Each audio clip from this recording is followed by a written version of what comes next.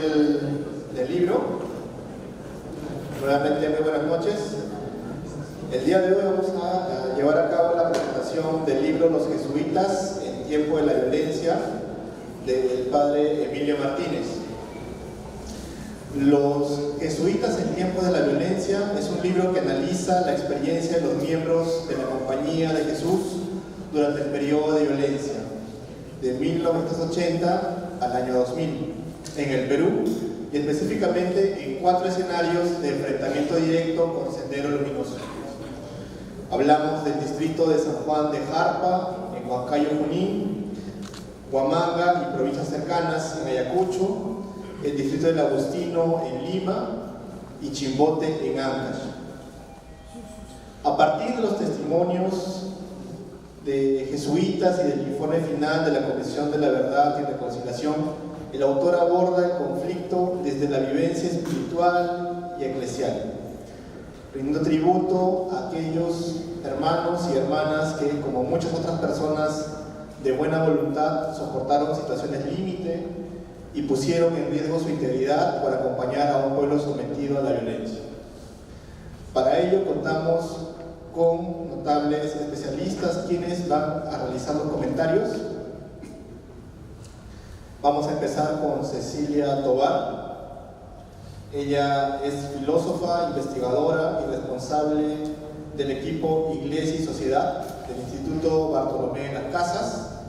Ha tenido a su cargo la coordinación de la investigación sobre Iglesia en tiempos de violencia.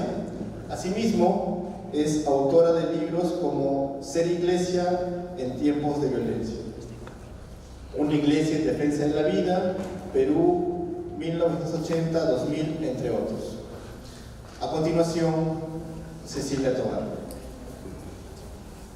Buenas noches, es un gusto estar acá, sobre todo a propósito de un texto tan entrañable como el que ha escrito Emilio Martínez, y donde uno encuentra tantos amigos y conocidos.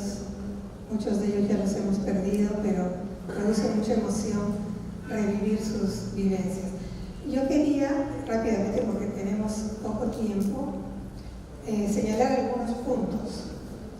Primero, concuerdo con Emilio Martínez cuando dice que la acción de la Compañía de Jesús no está aislada, sino que forma parte de una opción más amplia y organizada de la Iglesia del Perú frente a la violencia.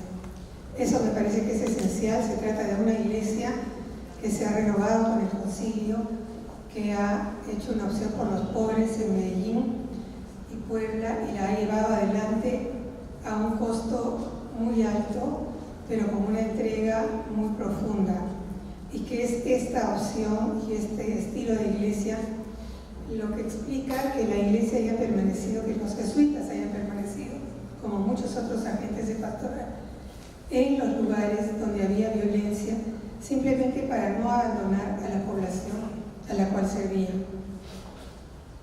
Segundo punto, también muy acertadamente señalado en el texto, somos una sociedad posconflicto.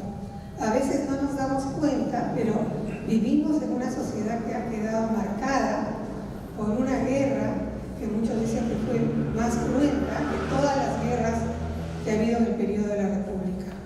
Bueno, eso dice la Comisión de la Verdad. Un conflicto, no se puede decir guerra, ustedes saben ahora, ¿no? Nos llegan al Congreso. Entonces, fue un conflicto que realmente ha marcado tanto emocionalmente como económicamente, como socialmente, la cantidad de desaparecidos, de muertos, de personas desplazadas, migrantes, el fenómeno tremendo de la violencia que por ejemplo se muestra típicamente presente en esta voluntad de tener, ya pronto vamos a tener un vocabulario determinado para cómo hablar de Sendero Luminoso.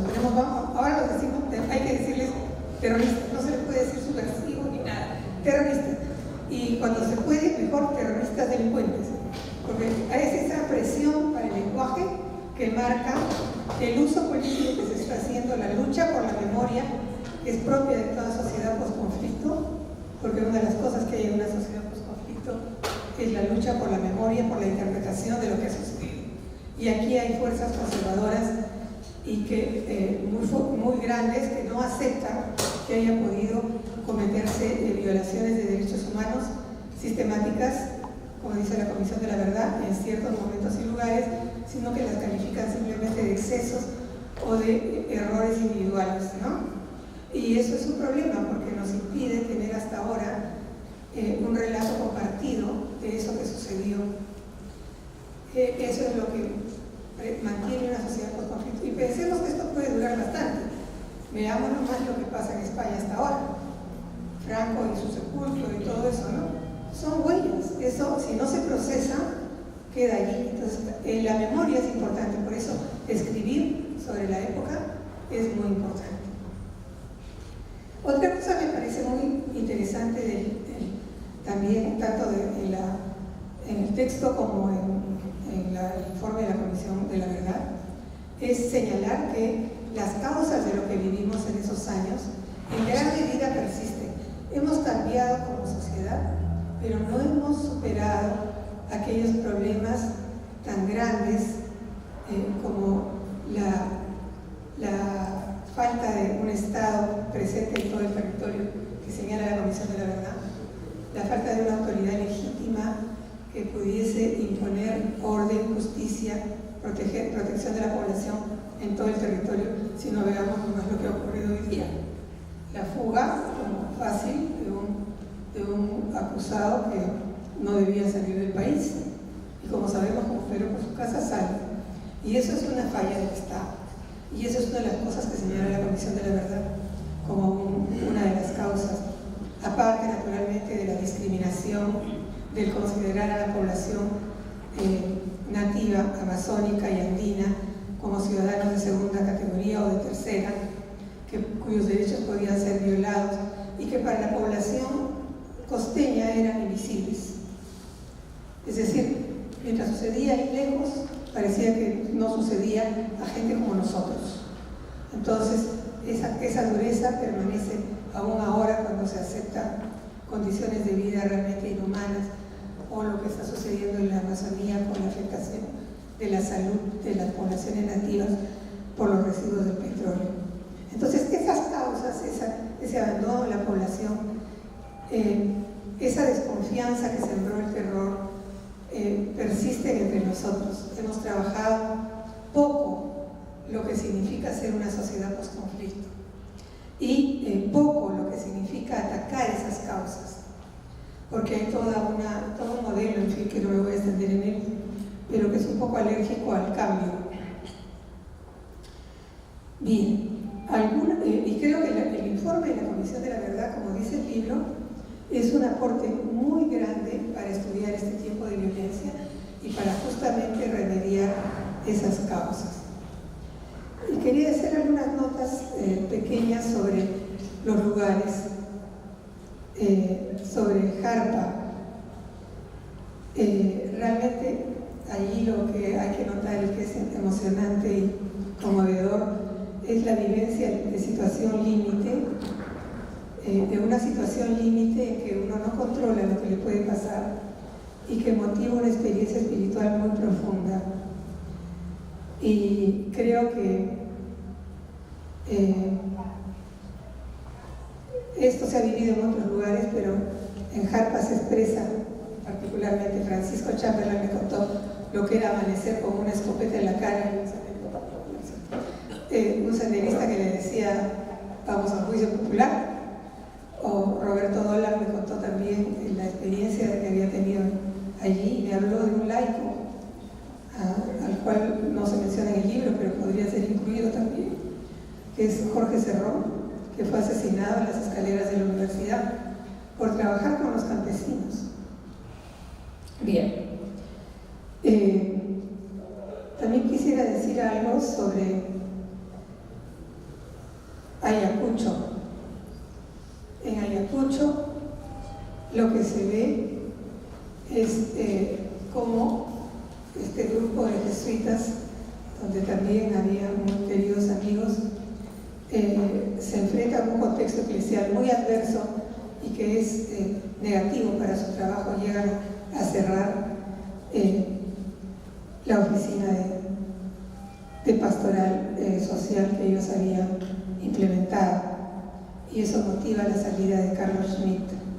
Pero en medio de esa situación, ellos y otras personas, en medio de una situación de iglesia adversa, supieron realizar un trabajo. En cuanto a el agustino,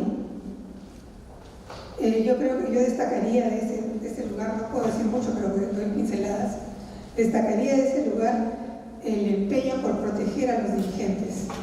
Nos habla el libro, dirigentes populares, dirigentes de organizaciones, que estaban ciertamente entre las personas más frágiles.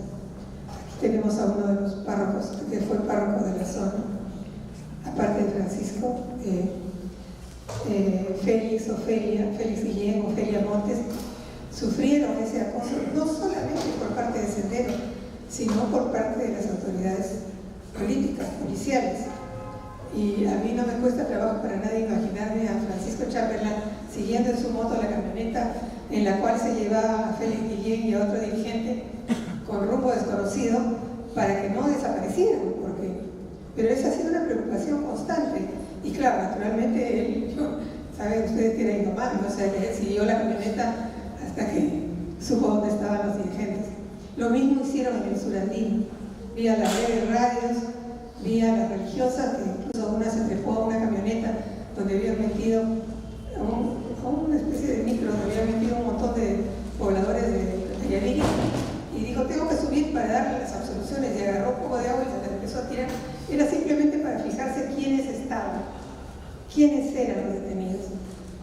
Y la mujer anciana se hizo respetar ese rol extraño de darle las absoluciones, que no tenía ninguna facultad para hacerlo, echarles agua, ir contando, ir sabiendo quién era fulano sutano, para avisar por radio que los habían detenido. Lo mismo hicieron en el Agustino los jesuitas, y eso creo que ha sido muy importante. En fin, que voy a terminar felizmente porque estamos llegando al cuarto lugar, Chimbote. Y en Chimbote lo que yo destacaría es el rol de Monseñor Bambareni como un liderazgo alternativo frente a personajes muy conservadores de la iglesia. Creo que eso fue importante, y ese rol también destaca Emilio Martínez, que causa el ataque particular de Sendero a la iglesia de Chimbote. Otras personas, conocidos amigos, como Juan Julio Witt, yo quería señalar que con él fundamos Perú y Paz, ¿no? Varios están acá, una organización civil, pero que en las épocas más duras de Sendero quiso oponerse a la violencia y a los paros armados y mostrar un coraje cívico que espero que haya dado haya servido de algo. A ver, tenía un punto más, no quiero que se me escape, pero creo que...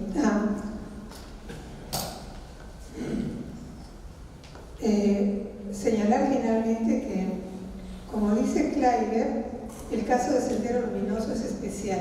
Es la única guerrilla maoísta en América Latina. No hay otra. Las demás son castristas, como el MRTA. Perdón por decir guerrilla, pero es que hay que hablar aquí de lo que pasa en América Latina.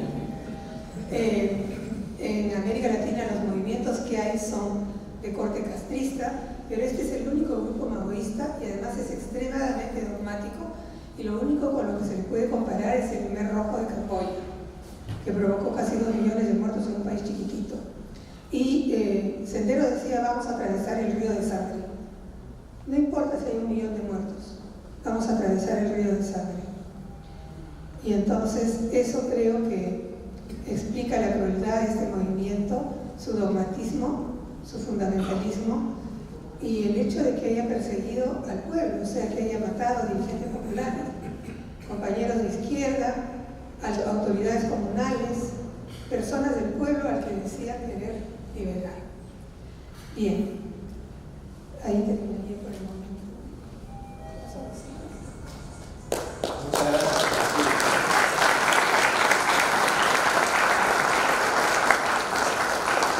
A continuación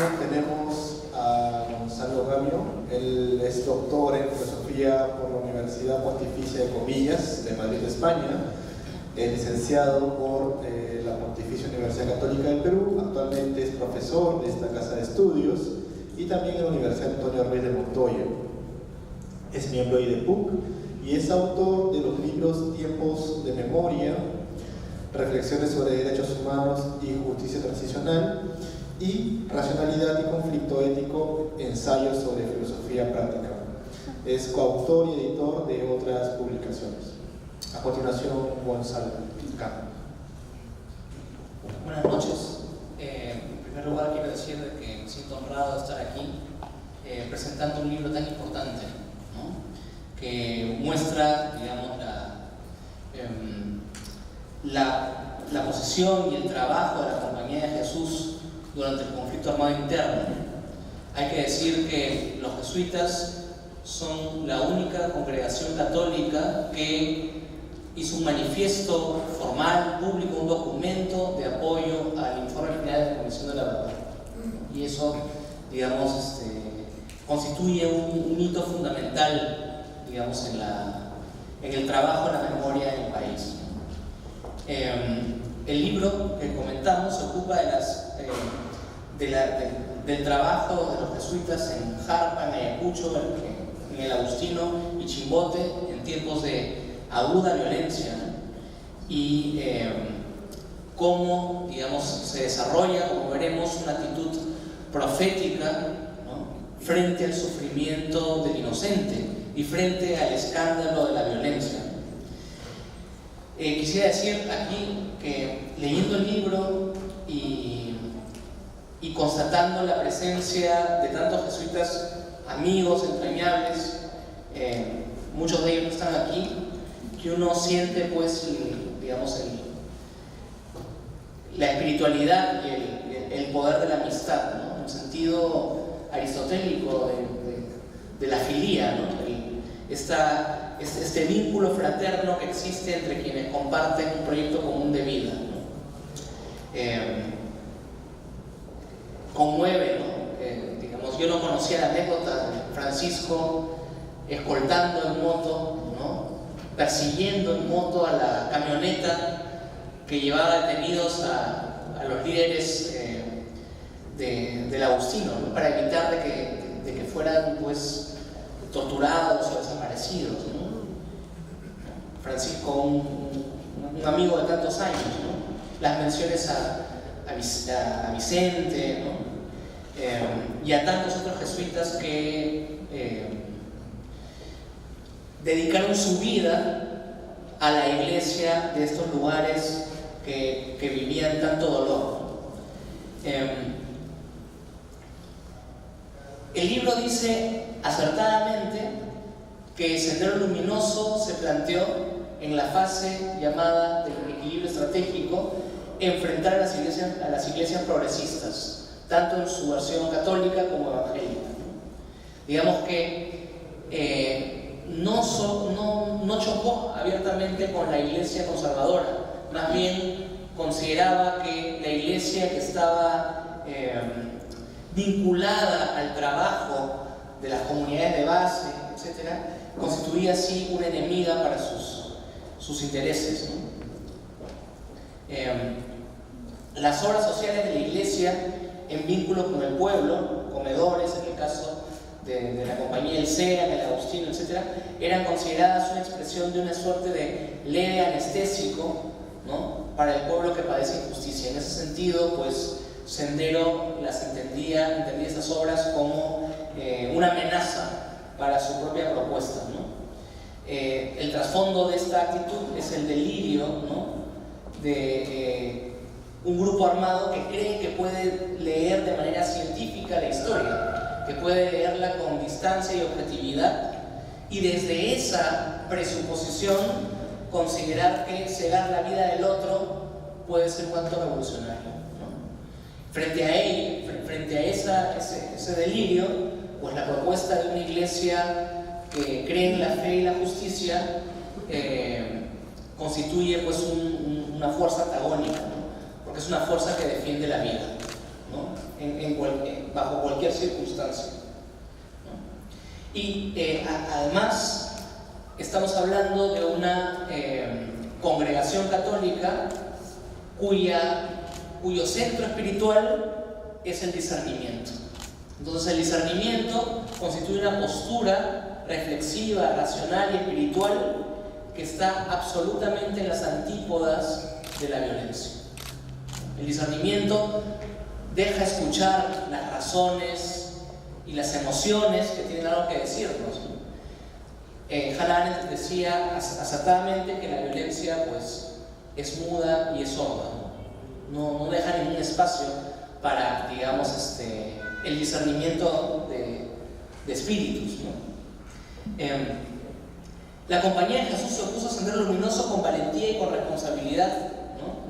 Frente a los jesuitas y frente a los laicos que hacían trabajo pastoral y social desde sus propios derroteros, ¿no? Asumió pues una actitud heroica, profética, ahí donde no había presencia del Estado, ¿no? Y en donde incluso Sendero Luminoso imponía sus condiciones, ¿no? Allí donde la Iglesia asumió la opción preferencial por el pobre, así como la apertura al mundo en términos del Concilio Vaticano II, pues el antagonismo con la ideología fundamentalista de Sendero Luminoso fue mucho más aguda, ¿no? Y en ese sentido tiene un enorme valor los testimonios que el autor recoge, ¿no? Entre ellos me parece particularmente conmovedor y profundo el de Roberto Dolan, ¿no? que el autor transcribe muy bien, ¿no? Cito: el día que sabes que te pueden matar y sin embargo sigues adelante es el día más libre de tu vida. Y ese era un poco el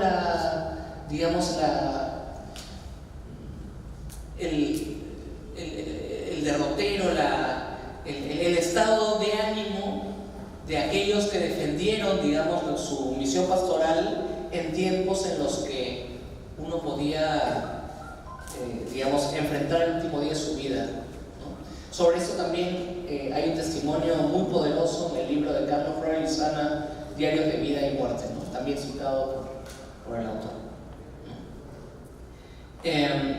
En términos, digamos, teológicos y filosóficos, digamos, el espíritu que uno puede reconocer en los personajes, en las personas que componen el libro y en la institución que enfrenta esta situación de violencia es lo que se ha llamado el sentido profético, ¿no? El sentido profético tiene algunos rasgos fundamentales, ¿no? Que me gustaría comentar ya, digamos, desde el punto de vista el vicio profesional del filósofo, ¿no? En primer lugar, una comprensión de la historia, ¿no? Como catástrofe, pero una historia que tiene como protagonistas fundamentales una historia que debe leerse desde la experiencia del excluido, ¿no? El pobre, el huérfano, la viuda, el extranjero, el refugiado, ¿no? No se lee la historia desde las gestas de los héroes o desde los conflictos políticos propios del Estado o desde los conflictos socioeconómicos del enfrentamiento de clase, sino la historia la escriben los excluidos, ¿no? Los discriminados, ¿no? De cara a esa mirada de la historia, la violencia y la pobreza constituyen injusticias, no fatalidades, ¿no? Y en la medida que son injusticias, es decir, formas de daño producido por voluntades humanas, podemos en ese sentido no solamente prevenir, sino también asignar responsabilidades y establecer lo que en el lenguaje de la justicia transicional se llama condiciones de no repetición o políticas de no repetición, ¿no? En ese sentido, la memoria es una facultad profundamente transformadora, ¿no? O sea, llamar la atención sobre aquello que sucedió constituye una herramienta básica para que no vuelva a repetirse, ¿no? Y por otro lado, el otro elemento fundamental, ¿no?, del sentido profético es una virtud bíblica, pero muy poco discutida el día de hoy. De hecho, yo debo estas reflexiones a mi maestro Augusto Hortal, ¿no? La parresía como una virtud, ¿no? La parresía consiste en decir la verdad con libertad, en condiciones de peligro, en condiciones en las que uno desafía poderes hostiles, ¿no? O sea, en situaciones en las que uno tiene una situación de vulnerabilidad. Juan Bautista frente a Herodes, Jesús ante Pilato, Sócrates ante el tribunal que lo condena, ¿no? Tomás Moro frente al tribunal que lo condena, y sin embargo hablar con libertad y decir lo que uno tiene que decir. Cuando uno lee este libro y toma contacto con este tipo de testimonios y de ejemplos de vida, uno se da cuenta que la parresía es una virtud que se ejerce en el contexto de una vida completa, ¿no? Y esto significa que la profecía sigue siendo una actitud fundamental de nuestra iglesia, ¿no? Y termino diciendo lo siguiente, ¿no? Los testimonios que uno lee en este extraordinario libro de Emilio llaman la atención sobre una idea fundamental: que la respuesta no puede residir en el odio. O sea, que ningún tipo de conflicto puede resolverse eficazmente y correctamente apelando al odio como una fuerza motriz. Que el odio no puede tener nunca la última palabra. Muchas gracias.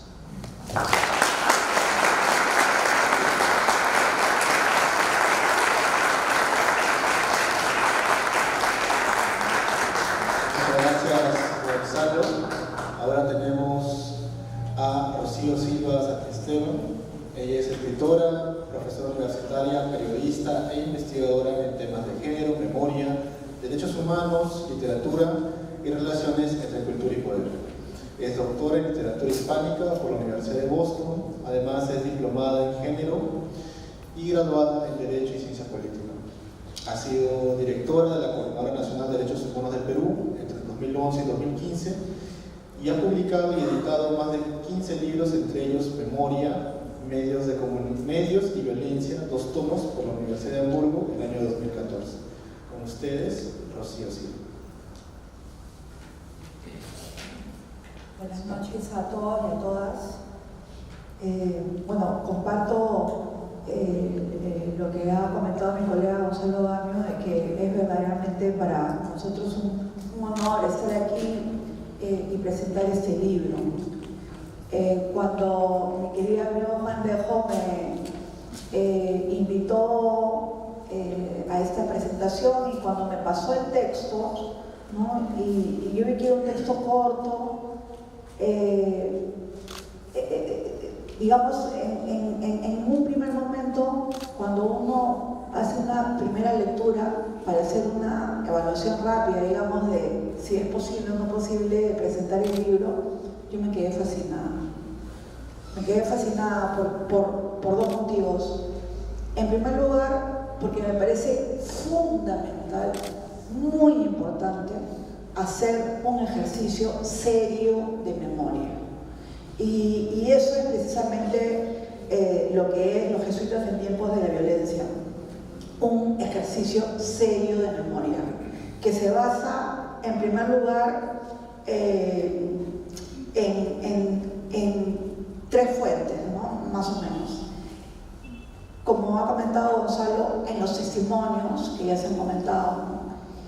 Pero, bueno, voy a regresar sobre el tema de los testimonios, pero también se basa en el mismo informe final de la Comisión de la Verdad y Reconciliación, que es un texto muy importante y que es un texto que nosotros de alguna otra manera los letrados tenemos que regresar, leer, analizar y también discutir, ¿por qué no? Siento que el informe de la Comisión de la Verdad muchas veces ha quedado relegado por su voluminosidad, ¿no? Pero no solamente el Hatun Wilagui o los libros que salieron posteriormente, como el Yuyanapak, sino el mismo, los 9 tomos del informe, son también fundamentales para poder entender los procesos de violencia que hoy se están desatando en nuestro país, los conflictos sociales que hoy han sucedido, están sucediendo en nuestro país, tanto el de Bagua, como el de Conga, como el de Tía María, porque hay una violencia supérsiste, como decía José Carlos Mariátegui. Eso en primer lugar. En segundo lugar, están las cartas privadas, que también es algo sumamente importante de recojo de información. El trabajo del autor en esa búsqueda de las fuentes ha sido un trabajo verdaderamente arduo y serio. Y por último, tenemos el tema de los testimonios. La Comisión de la Verdad y Reconciliación en sus 2 años de trabajo recogió 16.000 testimonios. 16.000 testimonios, de los cuales unos 3.500 testimonios son testimonios a profundidad, digamos, ¿no? Los otros son testimonios como, bueno, recogidos un poco sobre el caballo, muchas veces escritos a mano, pero existe aquí, además, en este lugar de la memoria y todavía en algunos materiales en lo que es la Defensoría del Pueblo, este increíble e impresionante acervo de testimonios de la selva central, de la zona de Ayacucho, de los ayánicas, de las madres de Anfacep, etcétera, que están guardados y siempre, yo utilizo la misma metáfora, gritándonos en silencio que los leamos. Por eso, algo que me parece muy importante es precisamente que Emilio haya recogido los testimonios que no están que no fueron recogidos en su momento, porque quienes participaron de estas acciones terribles, quienes estuvieron ahí, ¿no?, en el centro de la violencia, lo asumieron como parte de una historia oral de la Compañía de Jesús. Y ese es uno de los graves problemas, porque lo que se tiene que hacer, y por eso es tan importante este texto, es sistematizar esa oralidad. Y precisamente, bueno, yo no he conversado con Emilio, pero entiendo que se estaban escapando los testimonios, porque Tahiti, por ejemplo, o sea, murió bastante temprano, digamos, ¿no? Para recoger el testimonio y la historia de Tahiti se ha utilizado otra fuente, que es Jeffrey Gamarra. Pero a mí me parece fundamental que se haya podido poner también la voz de los jesuitas que pasaron por estas historias. Bueno, ya mis compañeros han comentado que se trata básicamente de un libro dividido en 4 partes, ¿no? La parte de Jarpa, que es la más tenebrosa, digamos, y que está protagonizada también por Francisco Chamberlain, que también fue prácticamente sometido a un juicio popular, ¿no?, y pudo ser asesinado por las personas que estaban ahí. En segundo lugar, todas las situaciones que sucedieron en Ayacucho, y también las decisiones que se tomaron en relación con no salir de esos espacios, ¿no? Eso también me parece algo sumamente importante, ¿no? O sea, más allá de la decisión personal, por ejemplo, de Mateo Agar, de decir, no, aquí es donde yo estoy, aquí es donde yo me percibo a mí mismo en mi vida de sacerdote, sino es también la decisión del provincial en ese momento de decir, bueno, ok, vamos a hacer algo para no retirarnos, ¿no? Y es este grupo de personas que van y regresan, van y regresan, van y regresan, y claro, y en ese momento es que a Francisco Chamberlain lo someten a este juicio popular.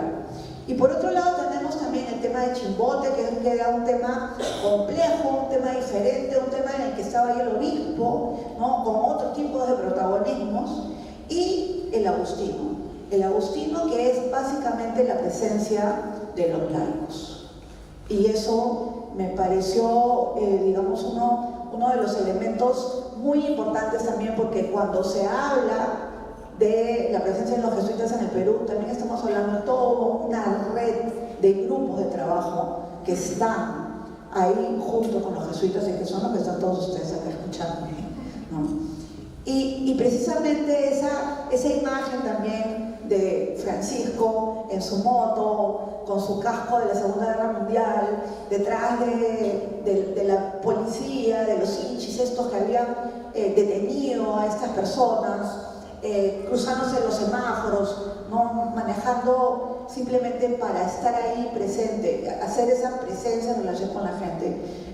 Verdaderamente yo no conocía esas anécdotas de Francisco Chamberlain aquí. Realmente yo he querido mucho, pero sé que posteriormente, y eso también es parte importante del libro, Francisco Chamberlain en el centro de Loyola, en la casa Mateo Ricci, en la zona de Ayacucho, junto con su compañero Reverte, que trabaja en Candayo, han seguido desarrollando el tema del posconflicto, ¿no? Y eso es algo que también me pareció bastante importante como título en el mismo texto, ¿no? Porque no estamos hablando de justicia transicional a la manera de los abogados, a la manera del Estado, a la manera de estas búsquedas de reparaciones, sino estamos hablando de algo que se ha quebrado y que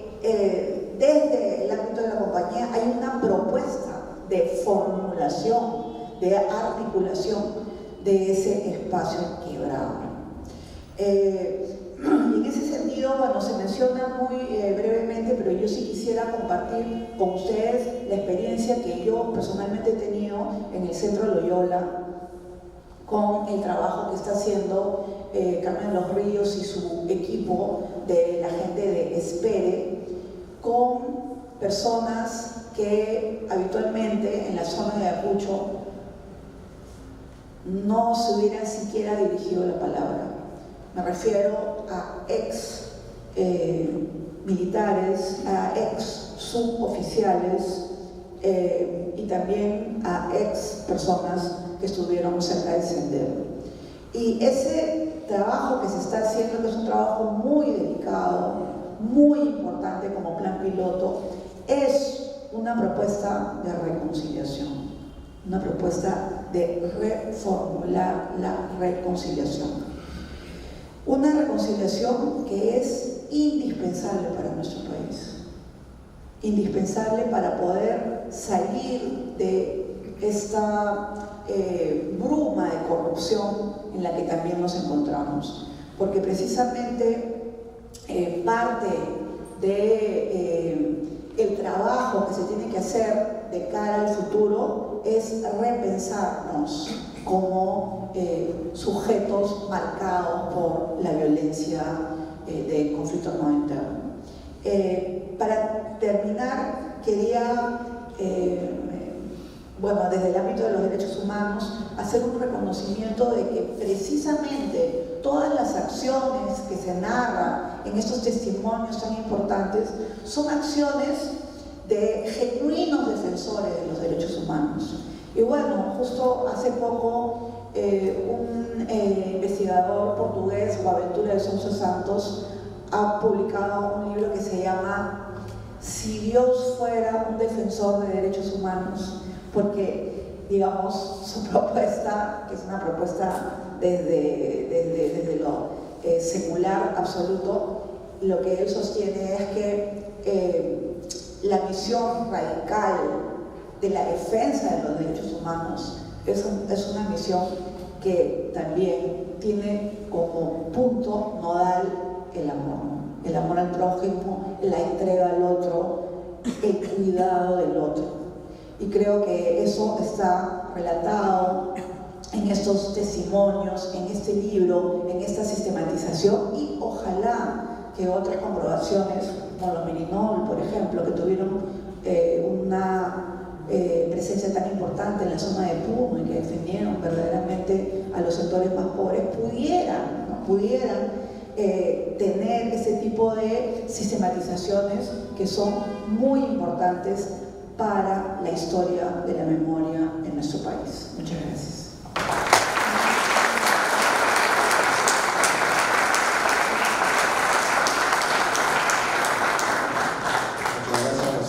Ahora tenemos las palabras del autor, Emilio Martínez. Él es licenciado en Historia por la Universidad Autónoma de Madrid y en Teología por la Universidad de Comillas. En el Perú, trabajó en zonas rurales indígenas como párroco y coordinador de proyectos sociales en las parroquias Santiago Apóstol de Urcos, en Cusco, y en San Pedro de Cangallo, en Ayacucho, conociendo de cerca las zonas más afectadas por el conflicto. Actualmente trabaja como socio, secretario general del Superior Provincial de la Compañía de Jesús en el Perú. Con ustedes, Emilio Martínez.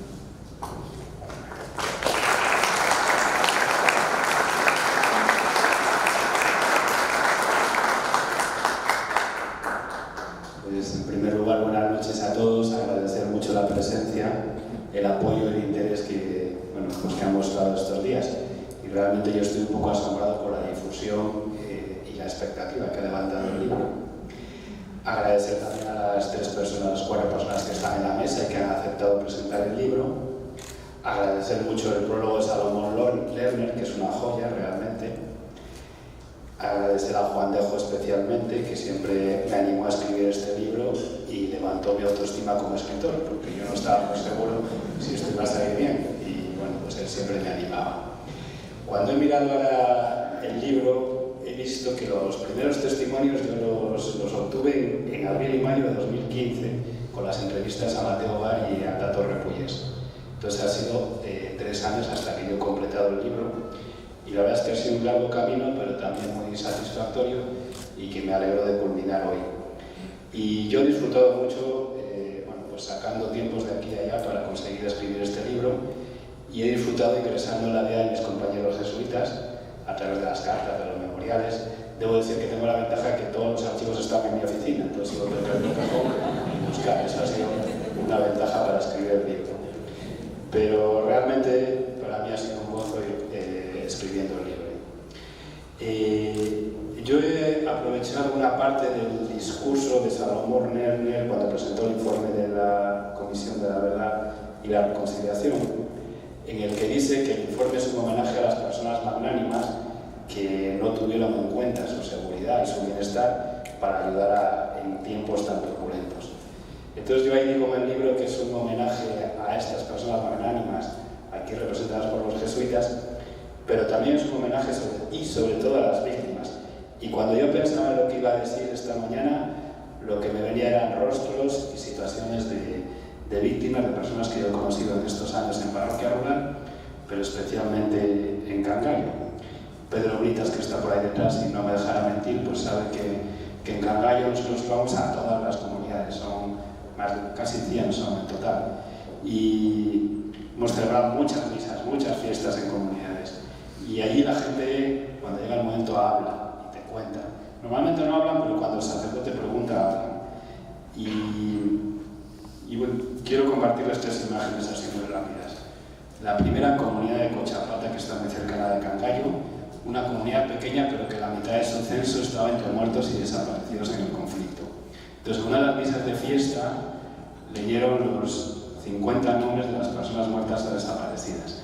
Con lo cual, bueno, pues se puede imaginar la densidad del silencio, y finalmente presentaron la campana del pueblo, que fue baleada por los militares y tenía sus 3 agujeros de bala, lo cual, bueno, eso tiene una fuerza simbólica tremenda, porque al final la campana y la capilla son la representación de la protección de Dios. Pues allí presentaron su campana con su bala.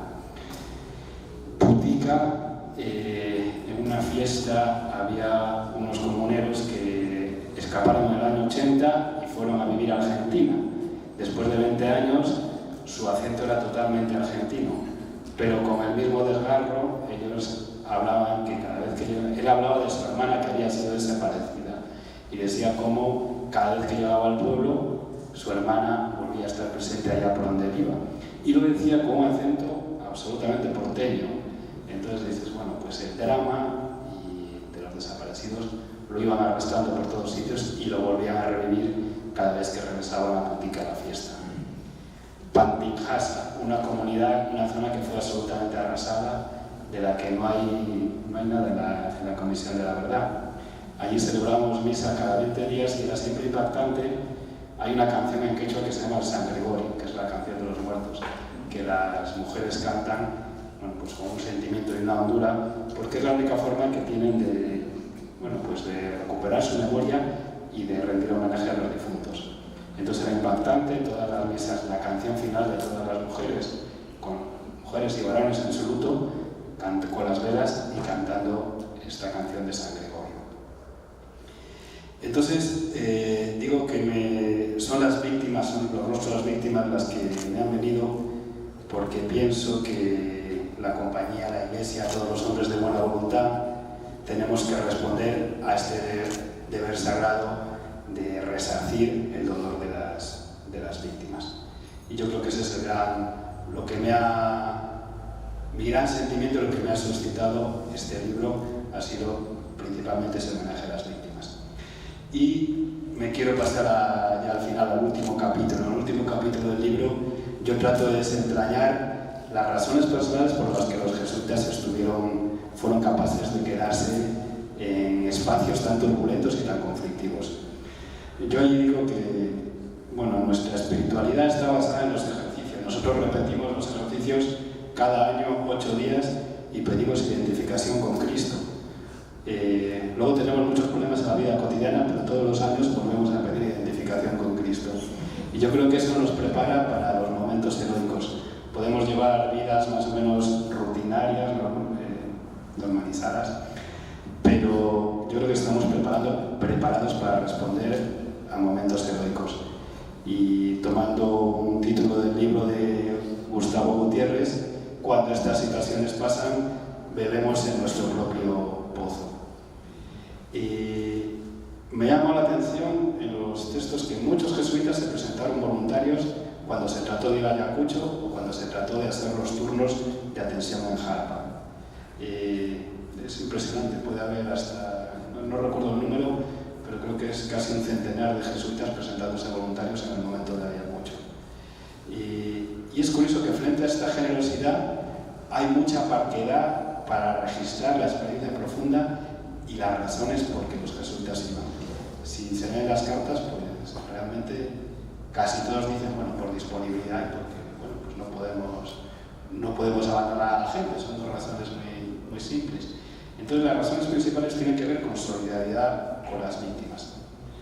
Al final también hay varios testimonios de Roberto Dolan, de Antonio Arana, que dicen que se afirman sentirse felices viviendo entre los pobres y viviendo en esa situación.